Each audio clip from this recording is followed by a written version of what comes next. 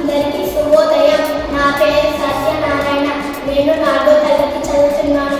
చెట్లు ఎలా ఉపయోగపడతాయో చెప్పబోతున్నాను. చెట్లు ప్రకృతి ప్రసాదించిన అమూల్యమైన వరం. చెట్లు మానవులకు చాలా రకాలుగా ఉపయోగపడతాయి. చెట్ల వలన గాలి, నీడ, ఆహారం మరెన్నో లభిస్తాయి. చెట్ల నుంచి పళ్ళు, కూరగాయలు లభిస్తాయి. చెట్లు కాలుష్యాన్ని తగ్గించి పర్యావరణాన్ని రక్షిస్తాయి.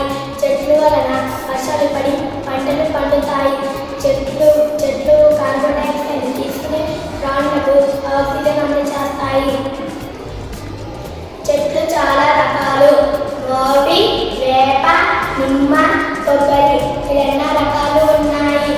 చెట్ల వలన పుష్పకాలు కూడా లభిస్తాయి.